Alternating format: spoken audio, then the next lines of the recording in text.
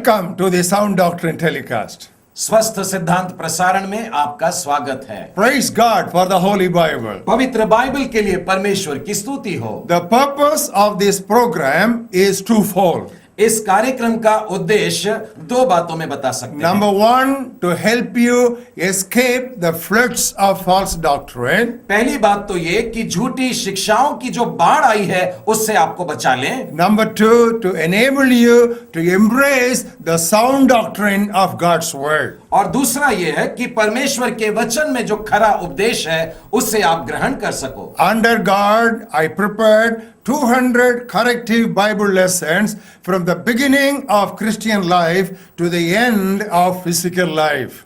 परमेश्वर के अनुग्रह से मैंने मसीही जीवन के शुरुआत से लेकर शारीरिक जीवन के अंत तक सुधारने वाली 200 पाठों को तैयार किया है। I taught these 200 lessons in a weekly telecast from 2008 to 2013 from English to Tamil.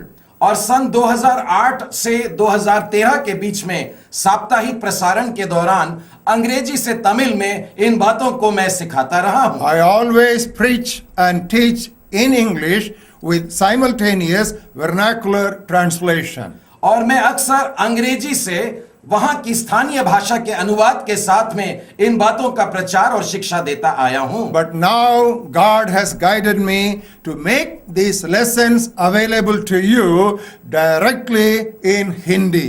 परंतु अब परमेश्वर ने मेरा मार्गदर्शन किया है कि मैं इन पाठों को सीधे आपके लिए हिंदी में ला सकूं। But I cannot speak Hindi. परंतु मैं हिंदी बोल नहीं पाता हूं। But I have my friend here, Mr. Sudhanshu Kadam, who will teach these lessons to you on my behalf in Hindi.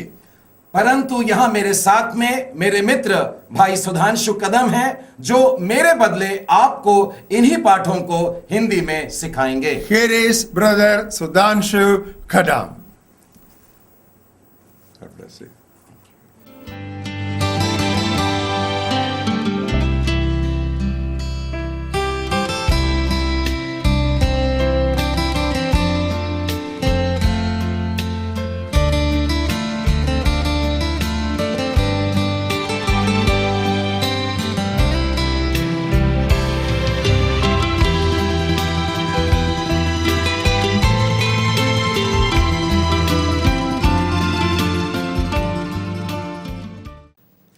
स्वस्थ सिद्धांत प्रसारण में आपका स्वागत है। आज के इस दिन के लिए परमेश्वर पिता की स्तुति हो। हम पवित्र शास्त्र बाइबल पर आधारित हमारे जीवन में सुधारने वाली शिक्षाओं पर मनन कर रहे हैं। हमने अब तक भिन्न भिन्न विषयों पर मनन किया है, जैसे पश्चाताप, प्रार्थना, वचन पर मनन करना, विचार करना, दान, आराधना, विश्वास, आत्मिक वरदान, सेवकाई इत्यादि। पिछले सप्ताह हम लोगों ने 18वां विषय समाप्त किया था और वो था शोक या दुख उठाना। आज से हम 19वां विषय आरंभ करने जा रहे हैं और वो है कष्ट सहना। प्रियो, पिछले विषय से मतलब कि दुख उठाने से काफी मिलता जुलता यह विषय है कि कष्ट सहना। फिर भी मैंने बहुत प्रयत्न किया है कि ये बीते 10 संदेशों से भिन्न रहे और हट करके रहे। मैं आरंभ में ही इस बात को स्पष्ट कर देना चाहता हूं कि हम लोगों के लिए विश्वास के साथ यातनाएं सहना या कष्ट उठाना एक मिली जुली बात है, ये अलग नहीं है। और इसके लिए मैं आपको पवित्र शास्त्र बाइबल में फिलिपियों के नाम पौलुस प्रेरित की पत्री और उसके पहले अध्याय के 29वें वचन में लेकर चलना चाहता हूं। यहां पर यूं लिखा है, क्योंकि मसीह के कारण तुम पर यह अनुग्रह हुआ है कि न केवल उस पर विश्वास करो पर उसके लिए दुख भी उठाओ। शब्दों पर गौर करिएगा तो आपको यह पता लगेगा कि यह सुधारने वाली शिक्षा है। वहां लिखा है न केवल विश्वास करने के लिए, केवल विश्वास करने की बात नहीं, परंतु उसके साथ साथ यह भी है कि तुम मसीह के लिए दुख भी उठाओ। मतलब प्रत्येक विश्वासी के लिए केवल विश्वास करना काफी नहीं है, परंतु मसीह के लिए दुखों में से गुजरना, क्लेशों में से गुजरना और कष्ट उठाते हुए, यातनाओं को सहते हुए उसको अपना जीवन बिताना है। यह बात यहां पर स्पष्ट किया गया है। बहुत से मसीह लोग समझते हैं कि विश्वास कर लेने के बाद में एक खुशियों का जीवन आरंभ होता है। जब हम विश्वास कर लेते हैं तो आशीषें ही आशीषें रहती हैं, खुशियां ही खुशियां हैं, आनंद ही आनंद है। प्रियो, लेकिन इस वचन के बाद यह बात स्पष्ट हो जाती है कि विश्वास के साथ साथ क्लेश भी आते हैं, यातनाएं भी आती हैं। और फिलिपियों का यह लेखक यहां पर अपने आप को, खुद को वहां पर रख करके एक आदर्श बना करके दे रहा है। आप उसके शब्द 30वें वचन में देखिए क्या लिखता है। और तुम्हें वैसा ही परिश्रम करना है जैसा तुमने मुझे करते देखा और अब भी सुनते हो कि मैं वैसा ही करता हूं। ये दो वाक्यों में देखते हैं। यहां पर पौलुस कह रहे हैं कि तुमने मुझको करते हुए देखा है, यह परिश्रम करते देखा है, यह क्लेश उठाते हुए देखा है, मतलब आमने सामने देखा है। जब मैं तुम्हारे बीच में था तब तुमने मुझे देखा कि मैं कैसे परिश्रम कर रहा हूं। अब मैं तुमसे दूर चला गया हूं, अब तुम्हारे सुनने में आता है कि मैं परिश्रम कर रहा हूं, मैं यातनाओं से गुजर रहा हूं, मैं कष्ट सहते हुए आगे बढ़ रहा हूं। और वो अब ये कहता है कि जैसा मैं करता रहा हूं, अब तुम्हें भी वैसा ही करना है। अर्थात हमें कष्टों को सहते हुए आगे बढ़ना है। ये बात से एक बात और स्पष्ट होती है कि एक विश्वासी के जीवन में लगातार क्लेश चलते रहते हैं, दुख आते रहते हैं, परेशानी आती रहती है और वो यातनाओं से होकर के गुजरता रहता है। एक मसीह जीवन में ये सारी बातें स्पष्ट दिखाई देती हैं। प्रियो, आइए गौर करते हैं कि मसीह जीवन में कष्ट सहने का क्या स्थान होता है। हम लोग परमेश्वर के राज्य के बारे में बहुत बातें करते हैं। परमेश्वर का राज्य, प्रियो, परमेश्वर के राज्य के दो आयाम हैं। एक तो वो राज्य जो आत्मिक राज्य है और परमेश्वर का वो राज्य जो शाब्दिक राज्य है। मैं बाइबल से आपको ये दोनों बातें स्पष्ट कर बताना चाहता हूं। प्रभु यीशु के शब्दों में अगर आप देखें, ये लूका के 17वें अध्याय और उसके 21वें वचन में लिखा है, देखो परमेश्वर का राज्य तुम्हारे बीच में है। यीशु यहां पर इस बात को समझा रहे थे कि लोग भटकाएंगे, वहां है राज्य, यहां है राज्य, ऐसे ऐसे करके, लेकिन यीशु कहता है तुम्हारे बीच में है, तुम्हारे भीतर है। ये परमेश्वर का जो राज्य है आज ही है और हमारे जीवन में है और वर्तमान में है। और दूसरा होता है शाब्दिक राज्य। प्रभु यीशु ने जब प्रार्थना करना सिखाया था, मत्ती के 6वें अध्याय में आप 9वें वचन से आगे पढ़िएगा, हे हमारे पिता वाली प्रार्थना, वहां पर लिखता है तेरा राज्य आए। कहने का मतलब भविष्य में भी एक राज्य है जो आने वाला है। तो एक वर्तमान का परमेश्वर का राज्य है जो आज है, वर्तमान में है और हम में है, और दूसरा एक राज्य है जो आत्मिक राज्य है और जो आने वाला है। तो प्रियो, इन दोनों परमेश्वर के राज्यों को ध्यान में रखकर अब आगे बढ़ेंगे। परमेश्वर के राज्य में प्रवेश करने के लिए जो फाटक है, जो शुरुआत है, वो प्रभु यीशु ने निकोदेमुस को यूहन्ना के 3 अध्याय में स्पष्ट बोल करके बताया था। यूहन्ना के 3 अध्याय के 3 वचन में लिखा है, यीशु ने उसको उत्तर दिया, मैं तुझसे सच सच कहता हूं, यदि कोई नए सिरे से न जन्मे तो परमेश्वर का राज्य देख नहीं सकता।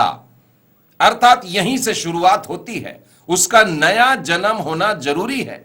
प्रत्येक मनुष्य का नया जन्म होना जरूरी है। मसीह परिवार में जन्मे प्रिय भाइयों बहनों, आपसे भी कह रहा हूं, आपका नया जन्म होना जरूरी है और उसके बाद ही परमेश्वर का राज्य हम देख पाते हैं।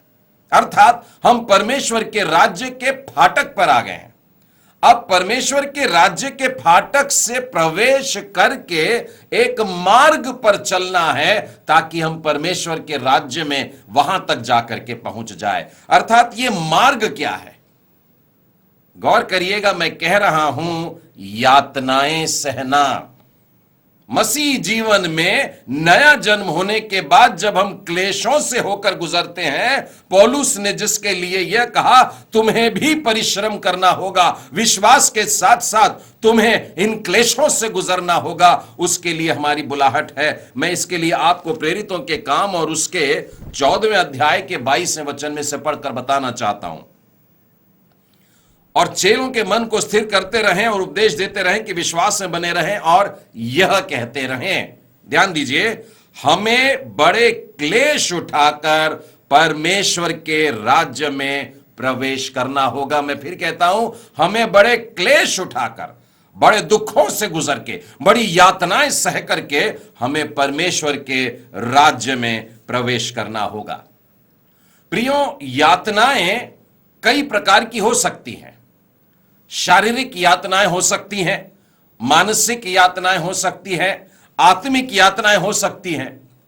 अब यातनाएं चाहे जो प्रकार की हो, कष्ट ही होते हैं और प्रत्येक विश्वासी को इसमें से होकर के गुजरना ही है और कोई भी विश्वासी इसमें से छूट नहीं सकता, उसको जाना ही है।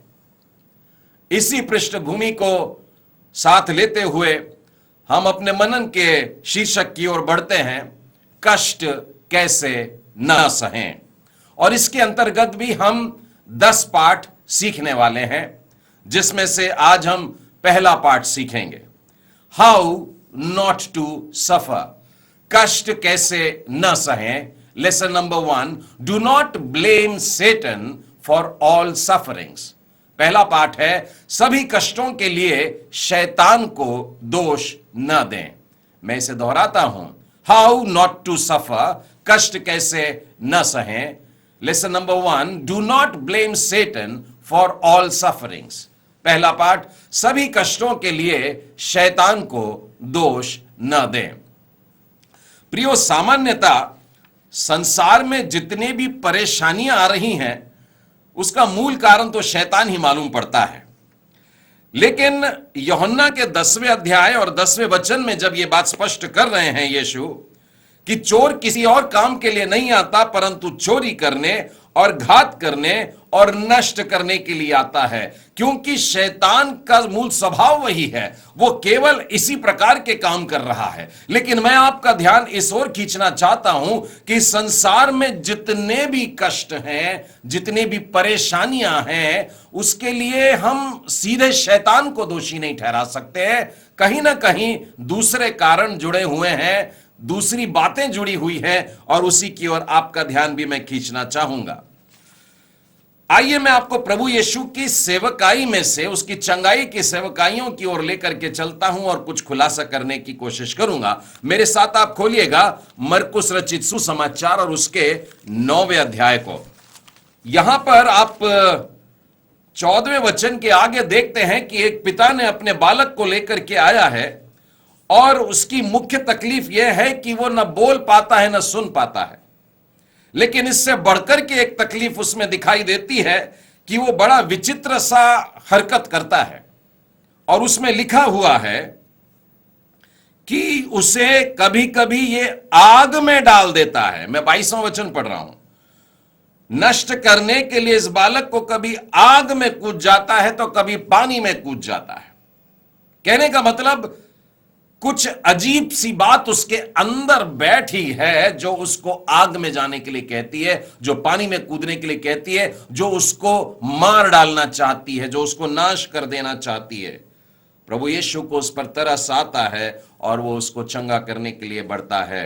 उसके विश्वास की बात होती है और जब 25 वचन में लिखा है, यीशु ने देखा कि लोग दौड़ करके भीड़ लगा रहे हैं तो उसने अशुद्ध आत्मा को डांट करके कहा, देखिए, जो बीमार व्यक्ति था वो था बहरा और गूंगा, लेकिन जब लोग आ रहे हैं और यीशु उसको चंगा करना चाहते हैं तो यीशु ने जो कहा, लिखा है, तब उसने उस दुष्ट आत्मा को डांट करके कहा, हे गूंगी और बहरी आत्मा, मैं तुझे आज्ञा देता हूं, उसमें से निकल आ और उसमें फिर कभी प्रवेश न करना।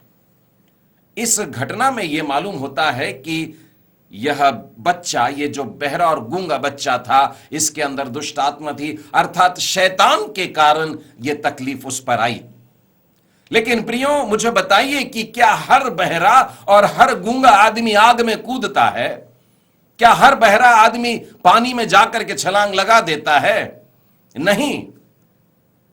ऐसे भी उदाहरण हमको मिलते हैं जहां पर मैं ये पाता हूं, मरकुस की पुस्तक में ही मिल जाएगा, 7वें अध्याय में देखें और उसके 32वें वचन के आगे एक और उदाहरण है। ये भी व्यक्ति जो है, ये मुंह से तकलीफ में है, कान से तकलीफ में है।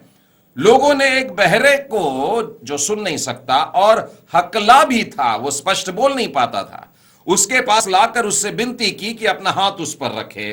तब वह उसको भीड़ से अलग लेकर के गया और अपनी उंगली उसके कानों में डाली और थूक कर उसकी जीभ को छुआ और स्वर्ग की ओर देख करके आह भरी और उससे कहा, इफ्फता, अर्थात खुल जा। उसके कान खुल गए और उसकी जीभ की गांठ भी खुल गई और वो साफ साफ बोलने लगा। इस उदाहरण में यह बात स्पष्ट दिखाई दे रही है कि यहां पर शैतान के कारण यह तकलीफ में नहीं था।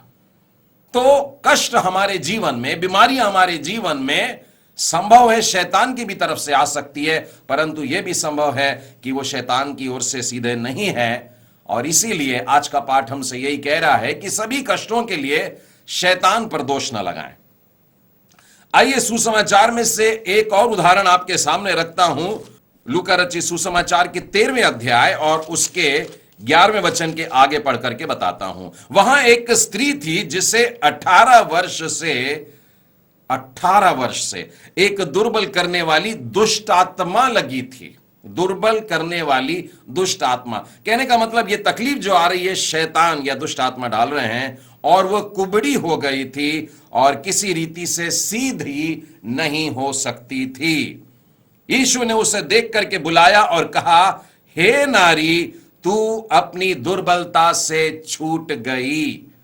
देखिए 16वें वचन में आगे प्रभु यीशु ने इस समस्या का जो कारण बताया है, क्या उचित न था कि यह स्त्री जो अब्राहम की बेटी है, जिससे शैतान ने 18 वर्ष से बांध रखा था, सब के दिन इस बंधन से छुड़ाई जाती। शैतान ने बांध के रखा था, 18 साल से बांध करके रखा था।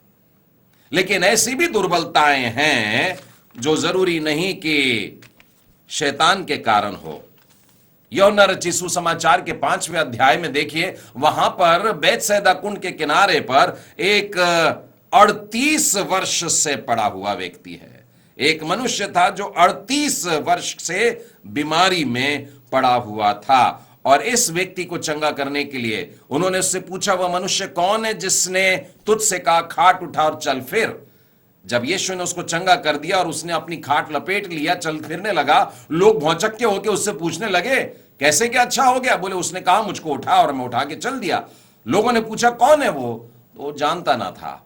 लेकिन यीशु उसको दोबारा मिलते हैं और देखिए 14वें वचन में लिखा है, इन बातों के बाद वह यीशु को मंदिर में मिला। यीशु ने उससे कहा, देख तू चंगा हो गया है, फिर से पाप मत करना, फिर से पाप मत करना।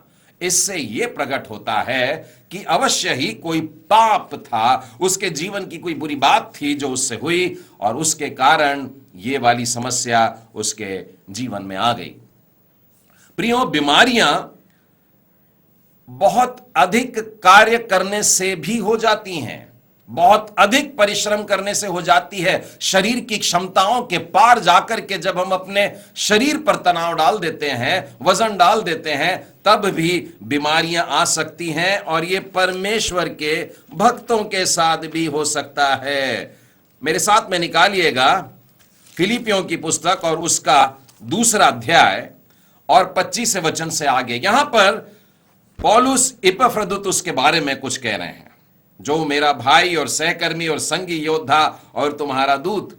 इस प्रकार से उसका परिचय दिया। लेकिन उसके बीमारी के विषय में देखिए 30वें वचन में लिखा है, क्योंकि वह मसीह के काम के लिए अपने प्राणों पर जोखिम उठाकर मृत्यु के निकट आ गया था, ताकि जो घटी तुम्हारी ओर से मेरी सेवा में हुई उसे पूरा करे। उसकी बीमारी का कारण यह लिखा है कि मसीह के काम के लिए, सेवकाई के लिए उसने इतना परिश्रम किया, इतनी मेहनत किया, अपने शरीर को इतना तोड़ा, अपना खून इतना जलाया कि वो बीमार पड़ गया।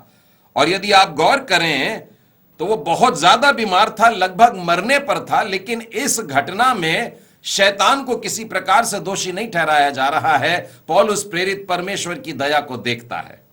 27वें वचन में देखिए, निश्चय ही वह बीमार तो हो गया था, यहां तक कि मरने पर था, परंतु परमेश्वर ने उस पर दया की, और केवल उसी पर नहीं, मुझ पर भी, कि मुझे शोक पर शोक न हो। परमेश्वर ने उस घटना के द्वारा उनके जीवन में कुछ आनंद दिया। परमेश्वर उनके साथ रहता ही आनंद दिया। परमेश्वर उस बीमारी में उनके साथ था। परमेश्वर उनकी दुर्बलता में उनके साथ था। इस बात का एहसास उन्होंने अपने अनुभव में किया, अपने विश्वास में पाया, और वो इस घटना के द्वारा परमेश्वर की स्तुति करते हैं, ना कि शैतान को किसी प्रकार से दोषी ठहराते हैं।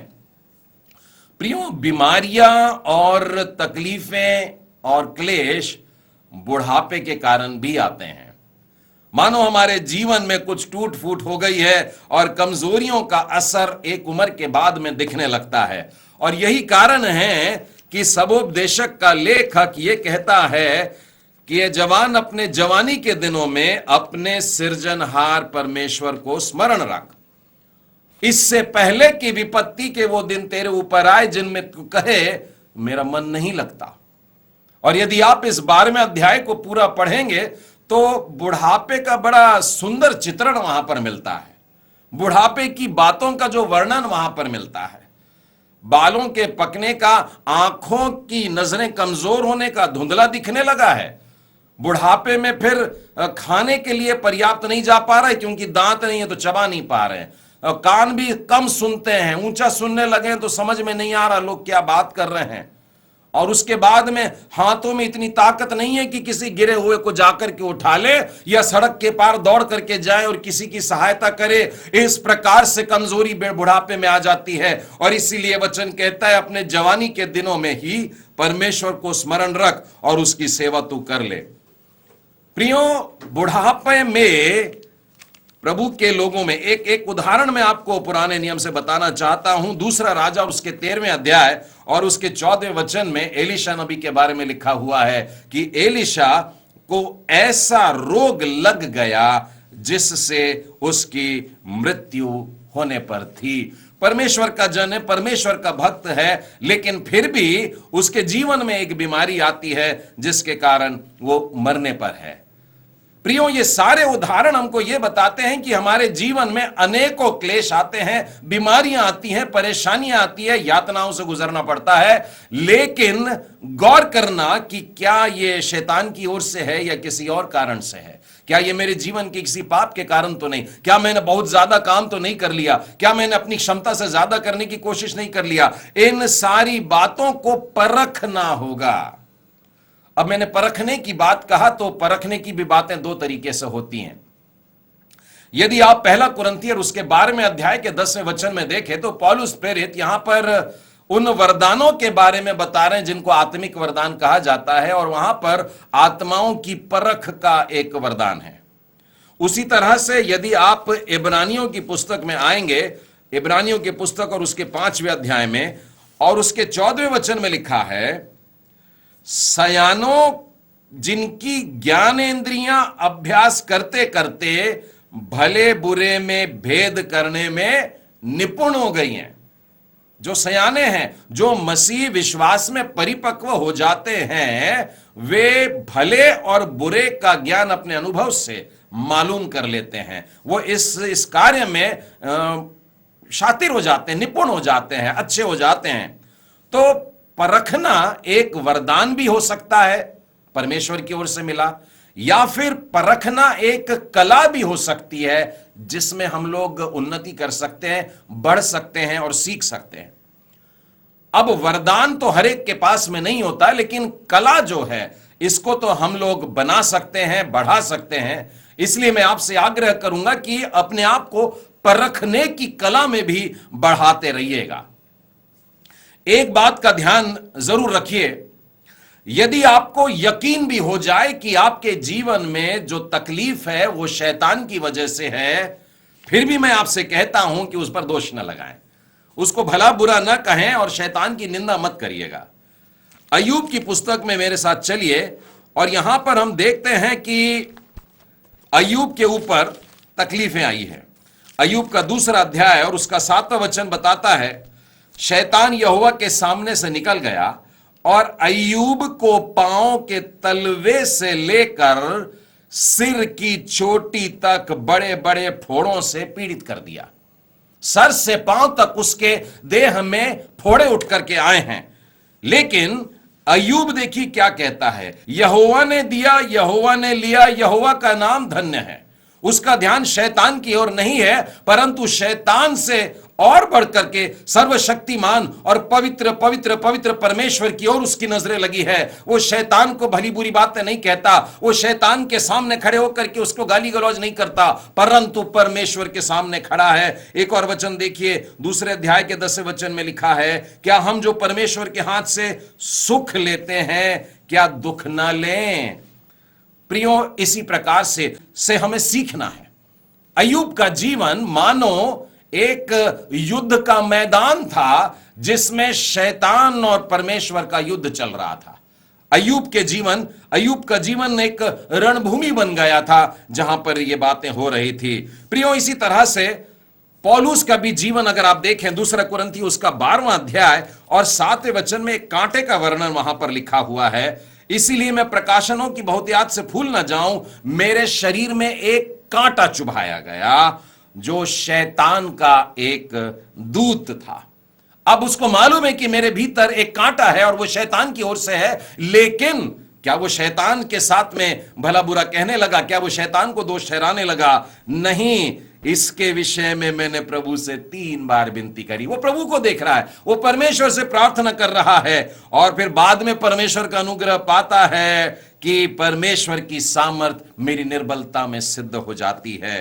प्रियो, बिल्कुल इसी तरीके से हम भी अपने जीवन के लिए लें। मैं प्रकाशित वाक्य के 2 अध्याय में से और उसके 10वें वचन में स्मिर्ना की कलीसिया को जो कहा जा रहा है, आपसे कहता हूं, देखो शैतान तुम में से कुछ को जेल खाने में डालने पर है ताकि तुम परखे जाओ और तुम्हें 10 दिन तक क्लेश उठाना होगा, प्राण देने तक विश्वासी बना रहे।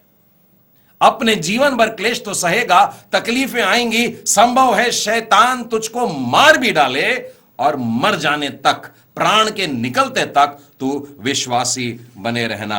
प्रियो, ध्यान रखे कि जब भी परीक्षाएं आ रही हैं जो हमें पाप की ओर ढकेलती हैं, वो परमेश्वर की ओर से नहीं है, शैतान लाता है।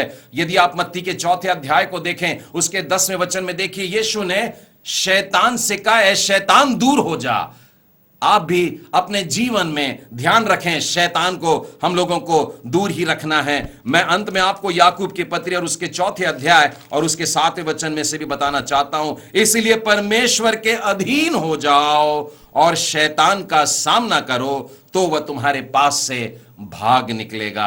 यहां पर परमेश्वर का वचन स्पष्ट कह रहा है कि शैतान मनुष्यों को सताने आता है, शैतान विश्वासियों को सताने आता है, शैतान परखने के लिए आता है, चोरी करने के लिए आता है, घात करने के लिए आता है, नाश करने के लिए आता है। लेकिन विश्वासी की पहचान यह है कि वो परमेश्वर के अधीन रहता है, वो परमेश्वर के अधीन रह करके शैतान का सामना करता है और इसके उत्तर में उसे क्या मिलता है कि शैतान उसके पास से भाग जाता है। हाउ नॉट टू सफर, कष्ट कैसे न सहें। Do not blame Satan for all suffering, सभी कष्टों के लिए शैतान को दोष न दें। परमेश्वर पिता आप सबों को आशीष दे।